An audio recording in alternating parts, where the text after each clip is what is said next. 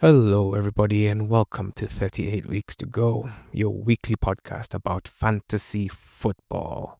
I am your host, Nash, and let's get into it. How was Gameweek 10 for you? Did you get 65 points or above? I know, it's quite high. It was a better week than the last one. I got 72, which was fine. I gambled this week. I thought Bournemouth versus City would be a tougher game than it was. And so I said, let me gamble on captaining an Arsenal defender. So I went with Gabriel, which was a bit of I'm happy with the result, but the process was a bit stressful because he got that yellow card at the end. They almost conceded at the end. My plan almost came to nothing. And then for some silly reason, I thought it would be a great idea to have two Sunderland defenders instead of separating them because I had Reece James on the bench who had 7. I could have gotten 79. So I have no one to blame but myself. I hope you had a better week. Well, just above 65. I don't want you guys getting way too much from me. So, what were the big stories this week? Well, number one, Wolves finally lost their manager. I have been telling you guys for a couple of weeks that if he didn't get through that spell, he was going to be done.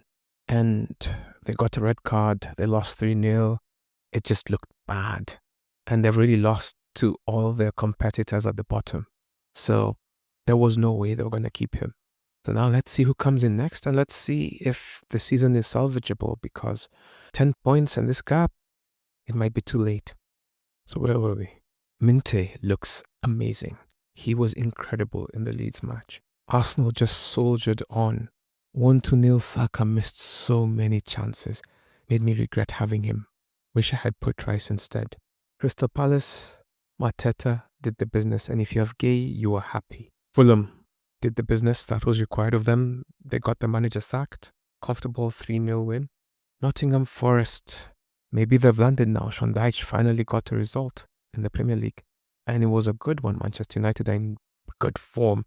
Now, that Man United fan needs to wait another 5 weeks. Another 5 game weeks. And honestly, I think he should have chosen 3 because I think Man United winning 5, it definitely is possible, but 5 in a row is tough. I think at this point, it's only Bayern Munich you can count on for 5 in a row. Just when everybody brings in Mbeumo, Mbeumo disappoints. You bring in Cunha, Cunha disappoints. Ahmad was the star of the show, and we should have been bringing on Casemiro instead. Spurs against Chelsea, Caicedo was the best player on the pitch, and he literally made that goal by himself. Spurs looked horrible. They're the best team away from home, but the worst from home. They're kind of like a reverse Newcastle. And at the end of the game, did you see that? The whole Van de Ven, Jed Spence thing. I wonder if that will affect their morale. I don't know. I honestly thought this man should never have left Brentford. I think I've said this before, but stability is important. When you have it, stay with it. Liverpool won 2-0. Salah scored a goal, but it was a gift. So if you're one of those people who had removed him, you are right to feel bad, but you're also vindicated in that it was literally a gift. And he had no choice but to score. It wasn't some change in tactic that allowed him to be creative or allowed him to attack. So if you are still not on Salah, that's fine. I guess for now, even though it's 2 weeks in a row now. I wonder how many weeks in a row we're going to say this for. For all of us who brought in Voltemada, we should have brought in Jacob Murphy instead. They lost 3-1. It was supposed to be easy, but they looked horrible. They even looked, okay, they didn't look worse than Spurs, but they were the second worst performing team in my eyes this weekend. Dreadful, especially now if you have Botman, you're expecting a clean sheet, and then you lose 3-1 with an own goal. But although if you had listened to me, I did tell you that they tend to be really bad away from home. And then this is a Champions League week. Forget about Newcastle. Man City, on the other hand, something interesting happened. I watched their cup game last week. Oh yeah, also I have to apologize. Last week, for some reason, when I was looking through the midweek fixtures, the cup didn't appear in my fixtures, so I misled you all by saying that there were no midweek fixtures. There were cup games, and Manchester City played. And when I saw Shaki play, it looked like he had a great game.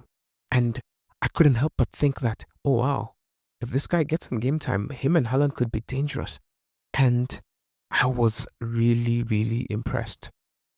if he can stay fit and his body allows him to, I think he is going to be the successor that deserves Haaland. As for Semenyo owners, I don't know. Is it time to give up? I don't know. Hang in there, guys. Hang in there. When it comes to the Sunderland game, I really, really needed Sunderland to keep a clean sheet because I had two defenders, the goalkeeper and Mukiele. Because I learned from having 17 points on the bench, I was like, let me give him a chance. Rhys James is just laughing at me now. 1-1. And the goal Ndiaye scored. Oh my goodness. If you have not seen it, that is a contender for goal of the season. Not just goal of the month, but goal of the season. There were 6 clean sheets, so you know defenders and goalkeepers did well this week. So, rounding up the keepers, the top 5. Leno and Mamashvili had 7 points. After them, Raya, Verbruggen, Sanchez, Henderson each had 6. So they didn't really make saves, but they kept a clean sheet. When it comes to defenders, Gabriel led the way with 12. This man is having a great season. Gay, 5. He's 5.2. I'm really surprised because his value has gone up. 10 points. Lacroix, 8. Robertson, 8. Konate, 8. O'Reilly, 8. Midfield was King. Gomez from Brighton, 16 points. Semenyo, 14 points. Rice, 13 points. Casemiro, 12 points. Gravenberch, 11 points. FIFA, 10 points. Caicedo, 10 points. Lerma, 10. Wilson, 10. Salah, 10. Cherki, 10. Saka, 10. So, as you can tell, midfield was king this week, and Gomez was player of the game week. When it comes to strikers, Haaland had 13, and then I don't even know how I forgot to mention this. We all removed Joao Pedro. He hadn't had a goal he hadn't even had a shot in 5 game weeks, and then in one game he has 5 shots on target. Anyway, he was second with 9. Mateta, 9. Gyokeres, 7. And in 5th place, Welbeck with 6. So let's look at some stats. And we're going to start off with the man they are now calling the robot. Braut Erling Haaland, our savior in fantasy. Erling Haaland has scored 65% of Manchester City's goals in the Premier League in this season. He has scored 8 of Manchester City's last 9 goals. Erling Haaland has scored 13 Premier League goals in 10 games this season. Erling Haaland has scored 26 goals already for Manchester City and Norway this season, and it's only November 4. If you don't have him in your team, what are you doing? Are you even competing? What ego is this that is refusing you to have Haaland? Erling Haaland has scored more Premier League goals than 10 of the 20 sides in the Premier League this season. Erling Haaland is only the 3rd player to ever score 2+ goals in 4 or more consecutive Premier League home games. Only Ruby Fowler and Suarez have done it. Suarez has 5, Ruby Fowler has 4. Erling Haaland is now 2 goals away from joining the Premier League 100 goals club. That was an advert not sponsored by Haaland for Haaland. He is the kind of player that makes you, if you're an older player, you will know like Cristiano Ronaldo, Ruud van Nistelrooy, Thierry Henry had legendary goal scoring runs. This is that. In case you're wondering how it would have felt to manage those players, this is it. Him and Mo Salah have been those guys. We're living through that right now. Since the start of the 24-25 season, Iliman Ndiaye is one of 5 Premier League players to have scored at least 5 goals with both his right and his left foot. The other players include Salah, obviously, Wissa, Semenyo, and Philippe Mateta. Jean-Philippe. Chelsea beat Spurs at the Spurs Stadium. Chelsea have not been beaten by Spurs at the Spurs Stadium. With 276 goal involvements, Salah has now equaled Wayne Rooney, who had 276 for the most goal involvements in the Premier League for a single club. He has 188 goals and 88 assists for Liverpool. Against Chelsea, Tottenham had an XG of 0.05, and this is the lowest on record. in a Premier League game since 2012-2013. And this is their personal worst as a club, but not the worst in the Premier League. Ahmad scored the equaliser for Manchester United against Forest, and it was his 10th Premier League goal for United. And all of his 10 goals have been scored in the second half of a match. Wolves have failed to win any of the opening 10 league games in both of their last 2 seasons. Except last season, those the teams at the bottom were trash. Now, this time, I don't think they're going to hang in there. Anyway, in their previous 125 previous league campaigns in the top 4 tiers, they have only done this in 1926-27 and 1983-84. So these 2 seasons are worst back to back. There have been 5 instances of a side preventing their opponent from having a shot on target in the Premier League this season. Arsenal are responsible for 3 of those, versus West Ham, Fulham, and Burnley. Arsenal have won 7 consecutive games without conceding a goal in all competitions for just the second time in the club's history. The last time they did this was October 1987. Arsenal have scored 8 league goals via corners this season. 8. The most ever by a team in their first 10 games of a season. At this point, you could just say it's coming. In his 37th Premier League match in charge of Manchester United, Ruben Amorim has named an unchanged starting 11 for the very first time. So there's some stability. Let's see if he can build on this. This season, on Boxing Day, there will only be 1 match. It's usually a slew of matches, but this year it's going to be 1. I hope it's good. Jack Grealish has created 19 chances from open play in the Premier League this season. That is the most of any player so far. Mohamed Kudus and Richarlison have combined for 3 goals in the Premier League this season. 3 Kudus assists, the most combination. And yet, for whatever reason, Richarlison was just dropped. I wonder if he trains poorly. Eli Krupi has netted 4 times in the Premier League this season, with Frankfurt's Can Uzun 5, the only teenager to score more goals than him across Europe's 5 big leagues. So watch out for him. The future is bright. No player has scored more winning goals in the Premier League than Igor Thiago this season, with 3 of his 6 strikes being the winning goal for his team. Clutch.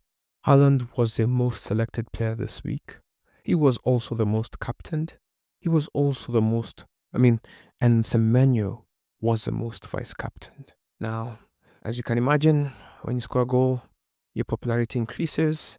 Mateta is the most brought-in player this week with 287,000 bringing him in so far.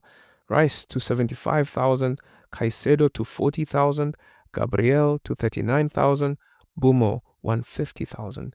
In terms of players out, Kudus to 13,000, Reinders 195,000, Voltemada 149,000, Gyokeres 133,000. And I think that has got also something to do with the possibility that he's injured. He's not even playing midweek in Champions League.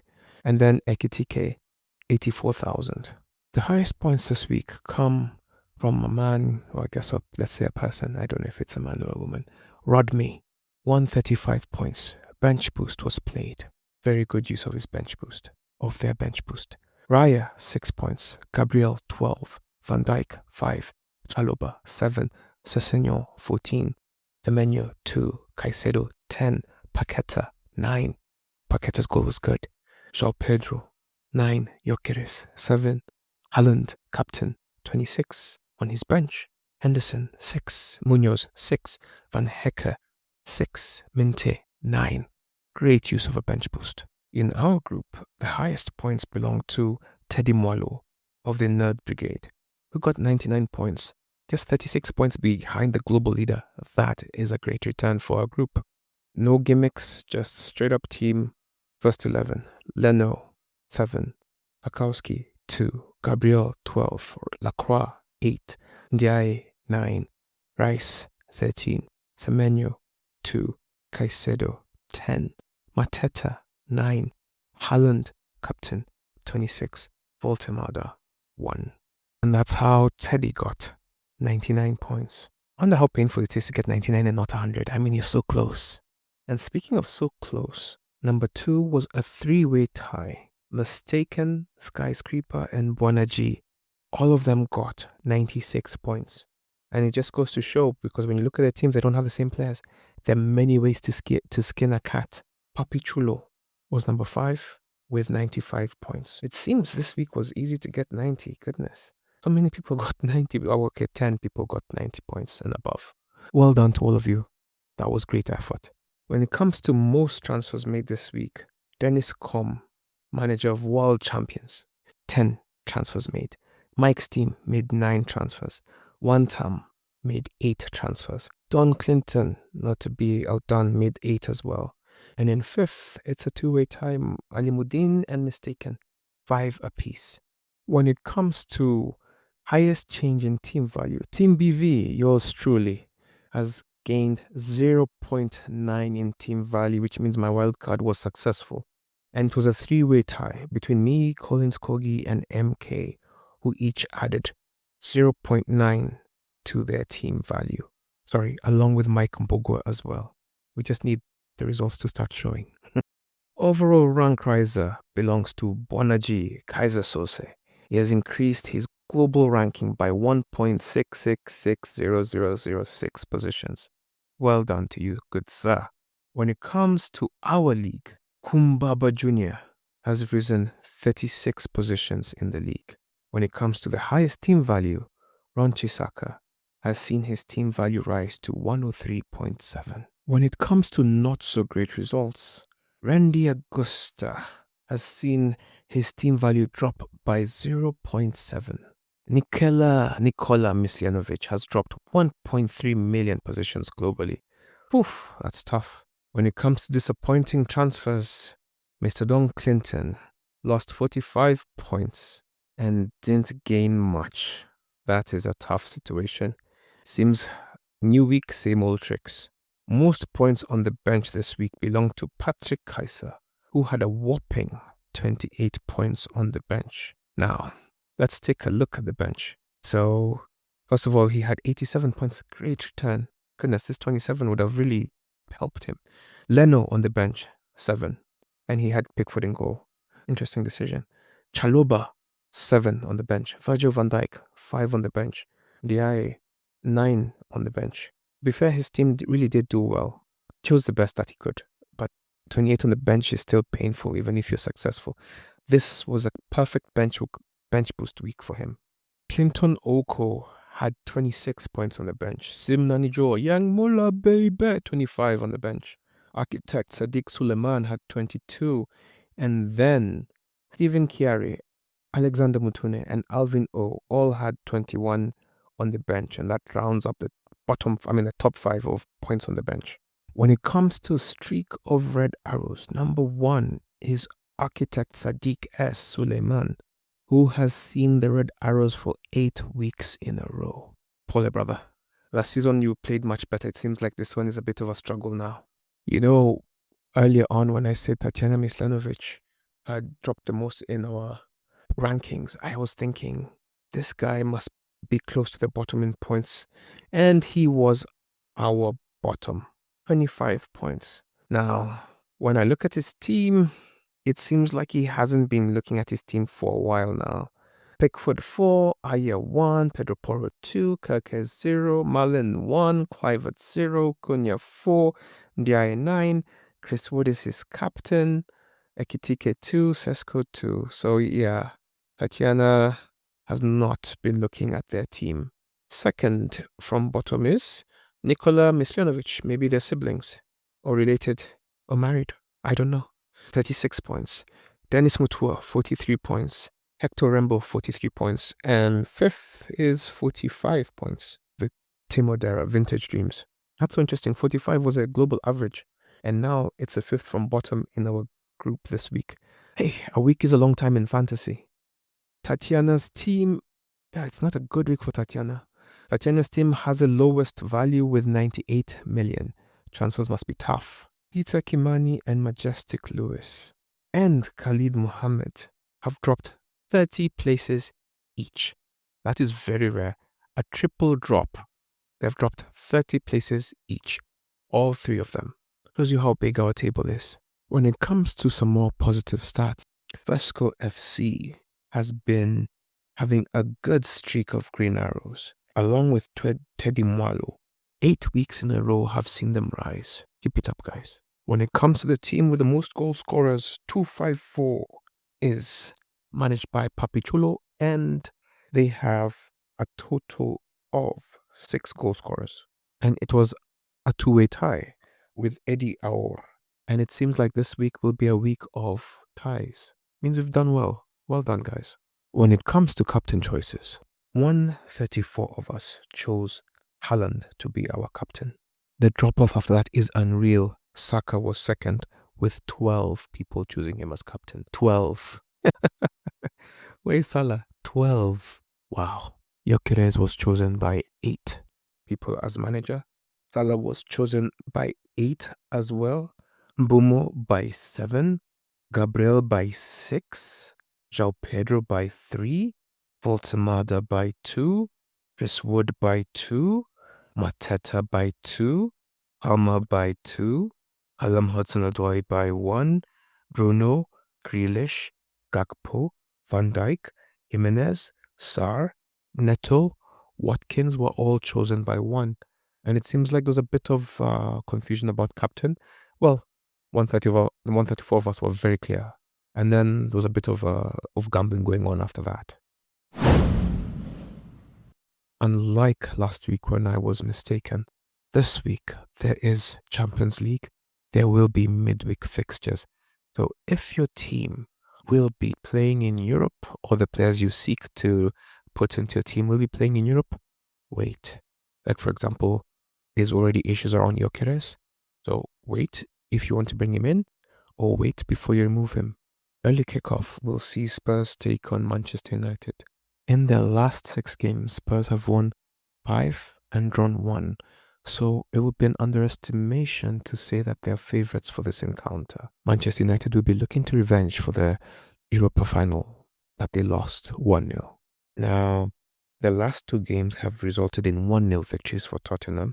It's interesting, just listen to this. 1-0, 1-0, 4-3, 3-0, 2-0. So it seems like it's popular for Spurs to beat Manchester United without them scoring. That's unexpected. Now, Tottenham played horribly over the weekend, and they're still at home. So the odds are they won't play well, because they don't play well at home apparently this season. But they do have a good record against Manchester United, who are an improving side. Now, both teams were unimpressive over the weekend. Man United, well, were lucky to come back, but they took everything that came and they could have won that game. So I guess that's me diminishing that. And that's a tricky thing about football. How do you measure it? Is it performance or the result? Both teams got undesirable results, but both teams' performances were way different. And if they were to match their previous performances, Manchester United will win. If you believe in Manchester United, I think Ahmad has to be up there. Right now, Casemiro as well, and Bruno Fernandes, in that order. From Spurs, even though I wouldn't recommend you entering into this game, I would recommend Kudus, Pedro Porro, and Sarr. As Tottenham will be affected by Champions League, it will be important to wait before you choose any of their players to see who will be available. Everton versus Fulham. Everton drew with Sunderland, and Iliman Ndiaye was so impressive. Like I said, if you have not seen his goal, please check it out. It was, I know it's not right to say this, but it was Messi-esque. Fulham, on the other hand, did their job. They were just better than Wolves and dismantled them and got their manager fired. Both of these teams are not really doing well in the bigger scale, and so beating a victory over each other will do well to separate themselves from the other team. This game has 3 draws and 1 win for each side. So you could say it's fairly balanced, and given where they're on the table, given their form, it is a fairly balanced team. Now, should you want to take Everton players now, you really have to pay close attention to see if Ndiaye is back. He was subbed off in the 62nd minute, and it isn't clear whether he'll be fit or if he will start even if match fit. If not him, Grealish becomes the second best option, and then maybe Tarkowski just because of DEFCON. If you're choosing Fulham players, Semenyo honestly right now is their best player. And then maybe you could gamble with the defender. It's actually quite a shame that Semenyo is not classified as a defender. Now, so you could choose Leno and maybe Raul Jimenez. West Ham take on Burnley. And this game will be because both teams are in transition, so to speak. Burnley are looking to stay up. West Ham have a new manager, and West Ham finally got their first victory of the season, while Burnley were beaten by Arsenal, so that doesn't mean much. This is a kind of game which, for me, in theory, West Ham should be better, but I can easily see it as a draw. If you're going to choose Burnley players, I think Kyle Walker is a good place to start, and then maybe Fleming and Cullen. I'm not going to recommend Anthony because he has been blanking for days now. And by days, I mean weeks. On the other end, Paqueta, Bowen, Souček, and Diouf, whichever three. I wouldn't recommend going into this fixture, but if you are to go into this fixture, those are the players I would recommend. Now, the next game sees Arsenal take on surprise package Sunderland. Now, if there's a team that can score against Arsenal, it's probably these guys. These guys always pull off the unexpected, and it would be truly unexpected for them to beat the champions, or even to score against them. And look at me calling them the champions. They are playing like champions. My bad, they're not the champions, but champion possibility. Yes, let's forget that. Anyway, Arsenal. Honestly, at this point, I'm even thinking it's a great idea to have 3 Arsenal defenders. But as usual, Arsenal are playing Champions League. Let's see how they come out of that. Gyokeres is already unavailable for this match, so going forward, it will be tough to see who will be available. I have Saka and Gabriel. I was thinking of bringing in Raya, but I'm just going to wait and see if Saka makes it through the game week as well as Gabriel. On the Sunderland side, if you're choosing them, I like this whole idea of players scoring against former teams, and so I'm going to recommend Saka, Isidore, and who would be the third player? Actually, there's no third player because I can't imagine somebody looking at this fixture and deciding to put 3 players against Arsenal. Doesn't make sense. So Saka and Isidore, that's it. And for Arsenal, Gabriel, number 1, number 2, Rice, and then number 3, Raya. Chelsea take on managerless Wolves. Of course, it'll be an assistant caretaker situation going on. I'm not sure who will have the manager job by the time the game week comes. And I wonder if they'll want to give him the baptism of fire. Now, from the Chelsea side, if you're going to choose them, Neto, Caicedo, and Reece James. On the Wolves side, just don't choose anybody. That's all. I'm not even going to do a token recommendation. Don't choose anybody. Just wait and see now. Just wait and see. Aston Villa take on Bournemouth on Sunday, and this will be an interesting game. I believe that this game is going to be evenly matched, but history suggests otherwise. Aston Villa have won 3 and drawn 2. They haven't lost in the last 5 meetings with Bournemouth. Now, the thing about this is that you know Bournemouth will score. The problem is who will score. Will it be Tyler Adams again? Will it be Okrupi? Will it be Semenyo? Those are the 3 I'll recommend. On the Villa side, they lost to Liverpool last time out. They were a bit disorganized at the back and they should have done better than that. I would say Watkins, Rogers, and Buendia, I think. Nope, sorry, I forgot that Buendia is injured. Let's go with McGinn. Brentford versus Newcastle. Newcastle were horrible last time out. Their performance was horrible against, who beat them again? West Ham. And they'll be looking to do better. Brentford were beaten by Crystal Palace, and it just seemed like they were just beaten. There was nothing really wrong. Just the better team won. And now Newcastle, if they tend to play poorly away from home, and on top of that, it'll be a Champions League. I'm not very hopeful for Newcastle fans or for Newcastle to get a positive result. However, I'll still be recommending Jacob Murphy as your first player, then maybe Gordon, and then Voltemada. Voltemada tends to score at home, so if you think of bringing him at home, bring him in the home game, but then it's Man City and you don't want that. So maybe after that, if you don't have him already. Now, on the Brentford side, honestly, it is Thiago, Ouattara, and Shada. Newcastle have won 4 of the last 5 encounters, but I think this will be a different encounter altogether. I think it will be quite competitive.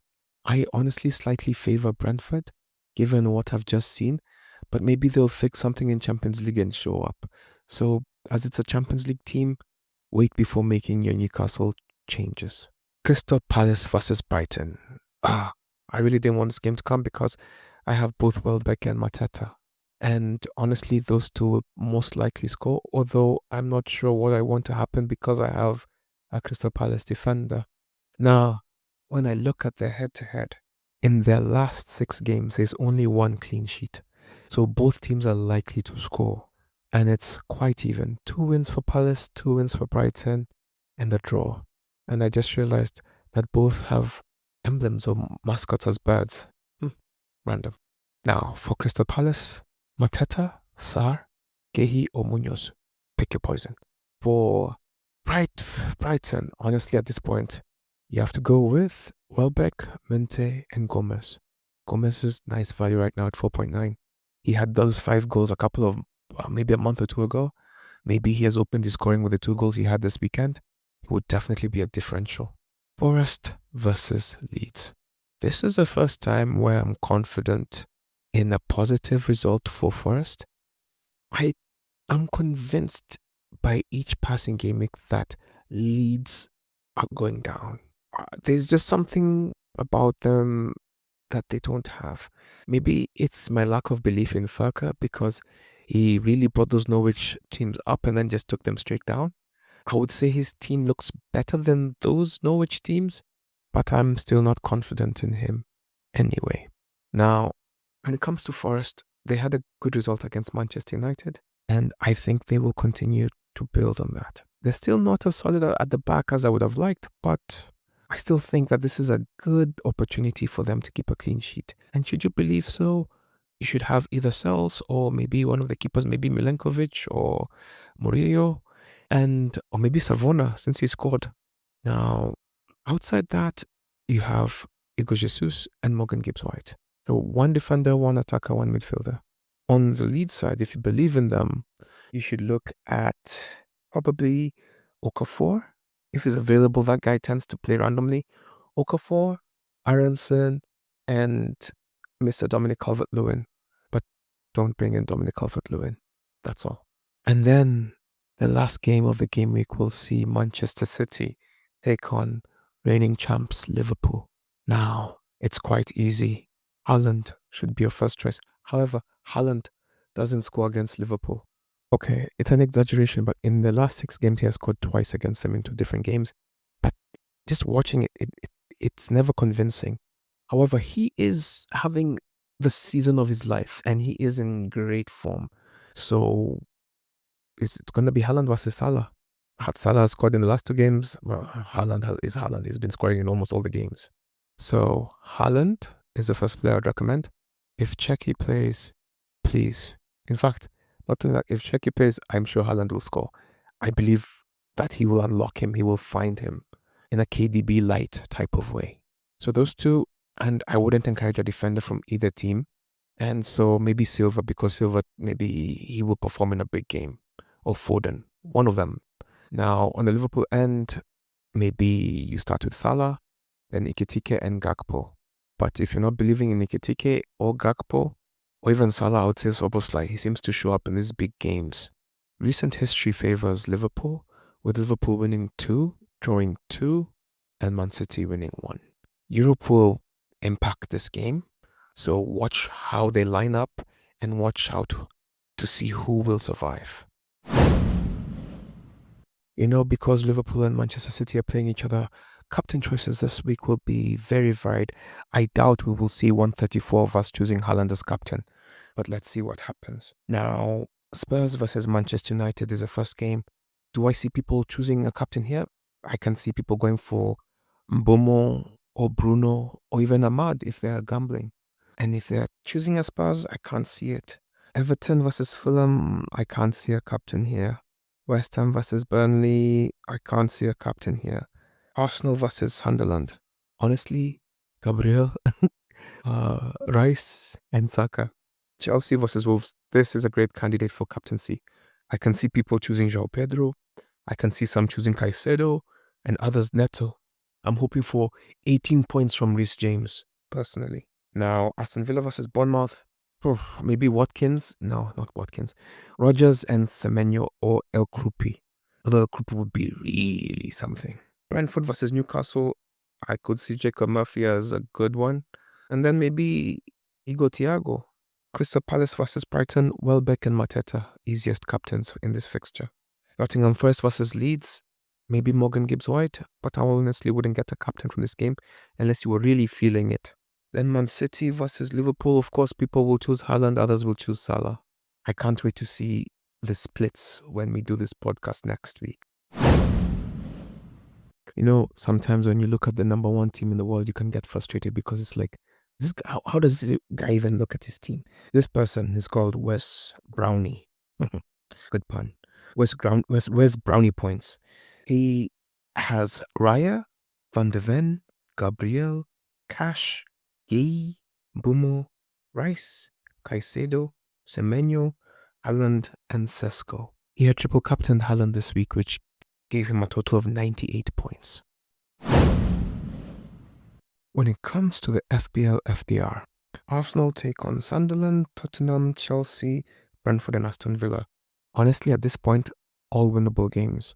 My Freudian slip of Arsenal champs. Maybe this is the season they can pull it off. I'm honestly convinced by their solidity. Invest in Arsenal, just figure out who your player is and keep going.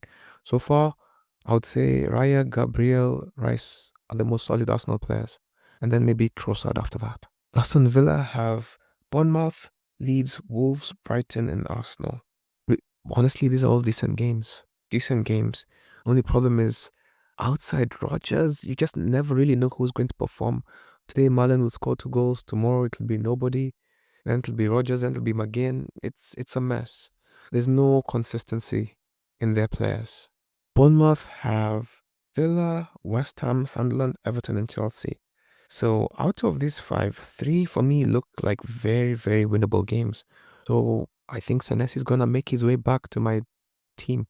He's been on my bench, so he might be starting after the Villa game. And of course, Semenyo, now I'm wondering if I should bring in El Krupi, but then Mateta and Welbeck have been doing well for me, so no. Anyway, Brentford have Newcastle, Brighton, Burnley, Arsenal, and Tottenham. The games are tricky, but Brentford are better than we all gave them credit for at the beginning, and it should be interesting. I wouldn't look at these fixtures and then run to pick Brentford players, but if I had them, especially attacking ones, I wouldn't be discouraged greatly, but I also wouldn't go into them. Brighton have Crystal Palace, Brentford, Forest, Villa, and West Ham. Honestly, grab your Minte, grab your Welbeck, and go for the ride. Burnley have West Ham, Chelsea, Brentford, Crystal Palace, and Newcastle. Burnley are better than Leeds and maybe better than Wolves, but so far it's looking like those are my 3 relegation favorites. Burnley, Leeds, and Wolves. Of course it will change, it's still early, but right now those are my bottom 3. So I wouldn't be moving into Burnley players right now. Chelsea have Wolves, Burnley, Arsenal, Leeds, and Bournemouth. This is why I have Reece James in my team, because 3 out of these 5 are the bottom teams, and that's where I'm hoping to eat. Crystal Palace have Brighton, Wolves, Man United, Burnley, and Fulham. All winnable games. This is also why I have 2 Crystal Palace players. Everton have Fulham, Man United, Newcastle, Bournemouth, and Forest. Now, the problem with Everton is that we don't know who they are yet. I know it's a weird thing to say, but they're not yet consistent, and therefore it becomes a bit difficult to bet on them. So these are winnable, well, at least 2 of them are winnable fixtures. No, just don't get into Everton right now. Just wait. Fulham have Everton, Sunderland, Tottenham, Man City, and Crystal Palace. They can get results in 3 of these 5 fixtures. It's just a matter of Semenyo and who else. Leeds have Nottingham Forest, Villa, City, Chelsea, Liverpool. Very difficult fixtures. I expect them to lose. If they get more than 0 from these next 5 fixtures, that'll be great for them. Liverpool have City, Forest, West Ham, Sunderland, Leeds. After the City game, it might be time to get into Liverpool. which is why I have Gakpo. Maybe it'll be time to get into Ekitike. We'll see. We'll see. Let's see how they perform against City. Man City have Liverpool and then Newcastle and then Leeds, Fulham, Sunderland. Honestly, just get into Haaland. Haaland. And then after Newcastle, bring in Cherki and O'Reilly. Man United have Tottenham, Everton, Crystal Palace, West Ham, Wolves. Outside Tottenham and Crystal Palace, all the other games are winnable. Now it's just a matter of picking. Is it Casemiro? He seems to be the man who's hot right now. Just the right Manu asset. It could be Casemiro, it could be Ahmad, it could be Mbeumo, it could be Fernandes, it could be Cunha, it could be Sesko. They have options. Newcastle have Brentford, City, Everton, Tottenham, Burnley. Honestly, if I was to get into Newcastle, it would be after the Burnley game or just around the Tottenham game. Forest have Leeds, Liverpool, Brighton, Wolves, Everton. I don't know who Nottingham Forest are yet, so I'm not going to be touching them, and I wouldn't encourage you unless you have a very strong feeling about who they are. Spurs have Man United, Arsenal, Fulham, Newcastle, Brentford. Bunch of tricky fixtures. I wouldn't encourage anybody to get into Spurs right now. And even watching their body language over the weekend and Spence and Van de Ven with the manager, it seems like there's something wrong there. And then the manager also doesn't understand that Richarlison Kudus pairing started the season well, and now he went away from it for we don't even know why. Anyway, just Spurs are typical as they are just inconsistent. So just choose really wisely. Sunderland have Arsenal, Fulham, Bournemouth, Liverpool, Man City. Oh my goodness, these are difficult fixtures. Wow, I didn't realize it was that hard. I am going to move off my keeper. I have Roofs, but it's just going to be peppered with shots. Yeah, I'm not going to remain with Arsenal with their defense. Well, I'll keep Mukiele because I know he'll play and he's cheap. But the keeper I'm definitely moving off of. West Ham have Burnley, Bournemouth, Liverpool, Man United, Brighton. They need to beat Burnley. Yeah, that's the only victory I can see for them in the next 5 games. Wolves have Chelsea, Crystal Palace, Aston Villa, Forest, and Man United. I don't know who's coming in. They're whipping boys right now. Stay away from them until they prove otherwise, but stay away. And with that, remember that the game week starts on Saturday, early kickoff. Make your transfers after you know your players are available after Champions League. Bet against Wolves. And we'll see you next week. Have a great rest of your week. Bye.